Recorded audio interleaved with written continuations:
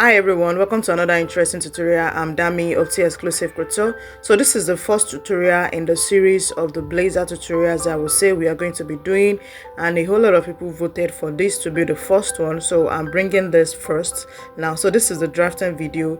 The next tutorial will be the sewing process. So in this tutorial today now, I'll be showing you step-by-step process in which you can cut and draft out this beautiful blazer top. So I will approach you through the steps. So if this is what we are looking at to learn, please stick to the end of the tutorial. If you are joining us for the first time today, thank you for joining us, and don't forget to click the subscribe button, turn on the notification bell to get notified anytime we have a new tutorial. For our returning subscribers, thank you for always coming back. If you'd like to join my WhatsApp group, the link will be in the description box. So thank you for joining us today, and let's get started.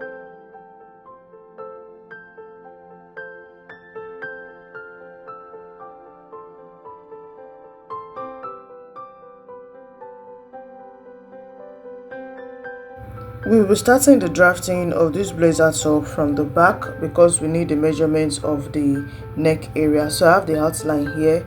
We have the shoulder line, the chest line, bust line, the waist, and the length of the top for the back, putting the what's that into consideration. So the first thing first, we are going to be drafting out the sway back. So on the waistline now, you step in by 0.75, then you connect it to the center back like this.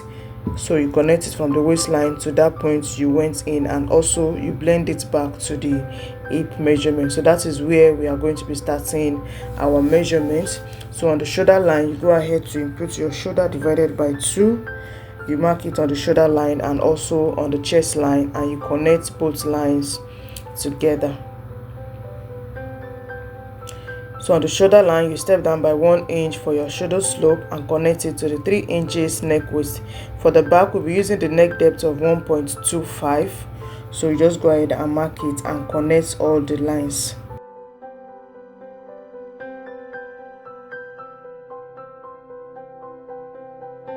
Once you are done marking out the neckline now, then you go ahead to measure whatever we have on the neckline curve. So here we have 3.75. I will note it down because we'll be using it for the front.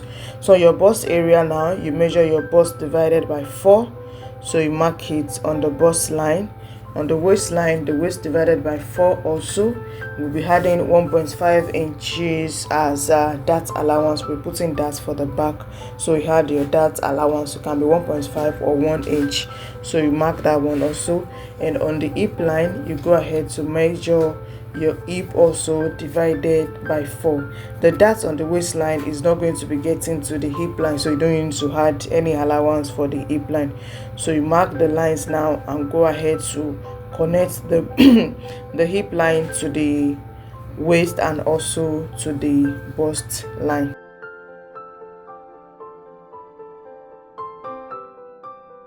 So once you are done now, you go ahead to mark your bust span measurement divided by 2 on the bust line, and the dart is going to be extended 4 inches below the waistline. So you connect the lines together as seen like this.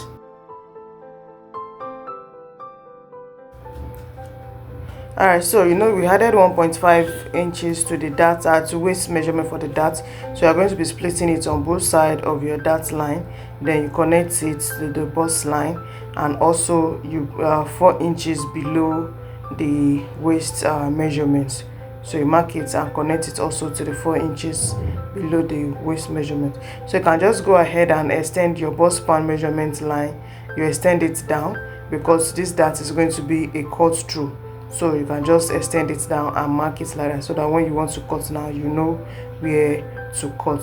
So for the armhole, whatever you have on your armhole, divide it by 2, step down by 1. For the back, we'll be going in by half an inch to have a perfect curve for the armhole. So you connect it together with your curve rule like this.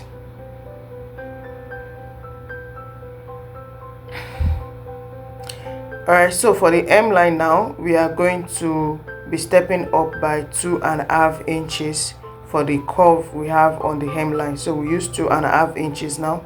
You connect it, and you are going to be using your ruler to connect it. So when you are connecting, you extend it out because the top has a conical effect on the hemline.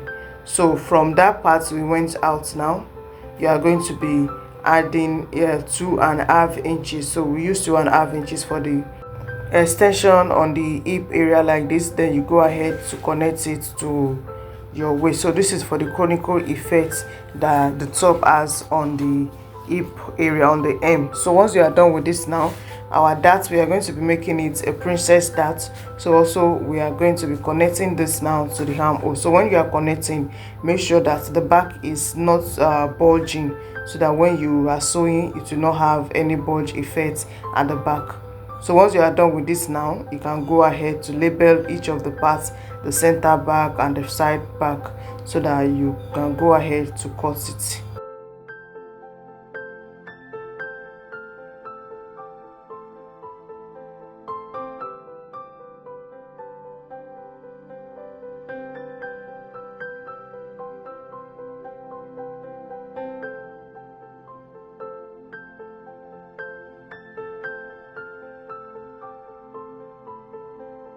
So this is what the back pattern is looking like after cutting out the excesses. So we are going to be putting this aside to draft the front. Okay, so for the front now, we have a pattern paper here like this. I'll be using two pattern paper to draft together, because if you look at the color of the blazer we are drafting, it is not the same thing for both sides. So one of the sides are different. So because of this now, we have to draft the both side of the front. So just place your pattern paper on each other. So when we get to the collar, we'll be separating them. From the center front, I went in by 5 inches. From the upper part, I stepped down by 5 inches. So this is where our measurement is going to be starting from. The center front part is for the overlap and the collar, and the upper part is for the collar back extension. We have the shoulder line, chest line, bust line, the under bust, and the length of the dress marked out already. So you can start on the shoulder line by imputing your shoulder divided by 2, and you also mark it also on the chest line. You connect the two lines together. So on the shoulder line, you step down by 1 inch for your shoulder slope and connect it to the 3 inches neck waist. For the front, we are using the neck depth of 3 inches also. So you connect all of the lines together.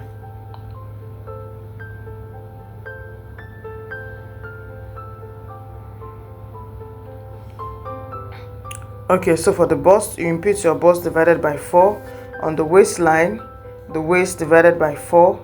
Then you add 1.5 inches for your dart allowance, and on the hip line you impute your hip measurements divided by 4. Then you go ahead to connect all of these lines together also. So proceed to mark out the bust span measurement divided by 2 on the bust line down to the hem of the top. Then you connect this also together. So on the waistline, we added 1.5 inches for our waist dart. So we are going to be marking it on both sides, and it's stopping ½ inch before the bust point and 4 inches below the waistline. So you just connect the dart legs together.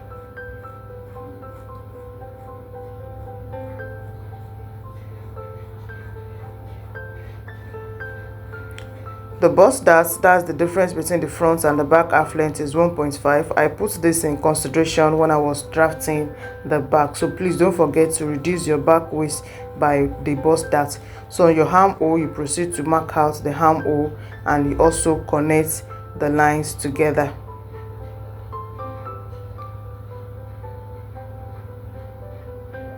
Like we did for the back, the front also is going to be having a princess dart also. So we proceed also to mark out the princess dart.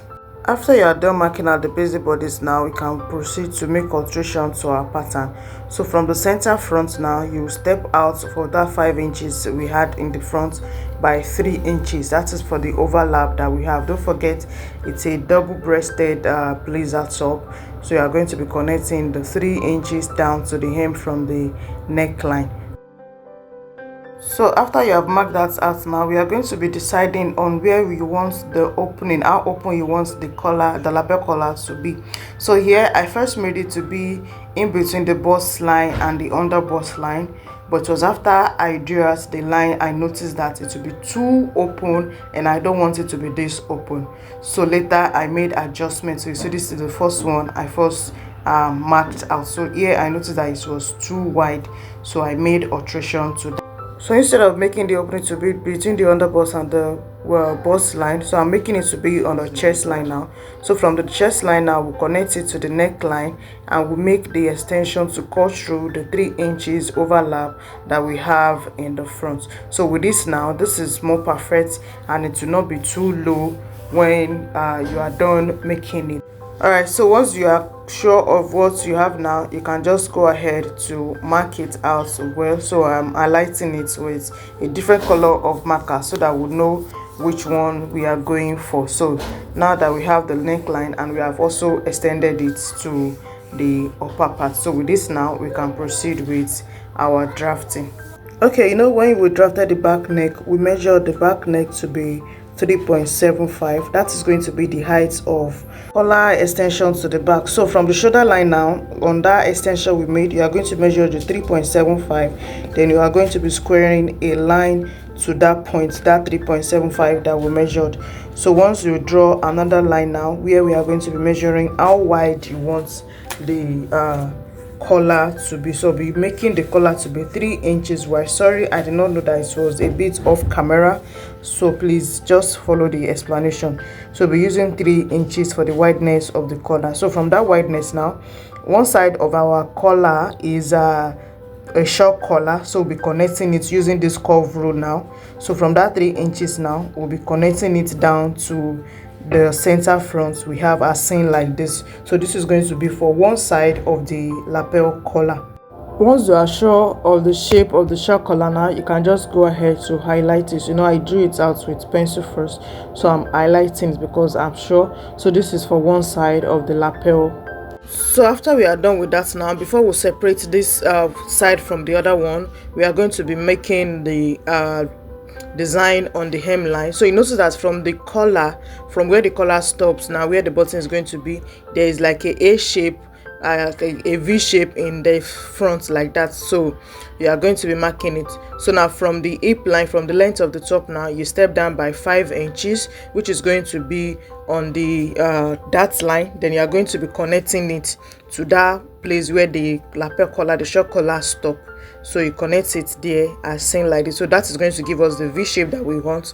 So now don't forget, on the side for the back, we step up by 2.5 and we made extension out for the conical effect. So we are doing the same thing for the back, also for the front also. So you are going to be connecting it with a slight curve and make the extension for the conical effect on the side. Then we extended it by 2.5 inches for the back. We'll do the same thing also and connect it to the waistline. So with this now, we can go ahead to cut it out.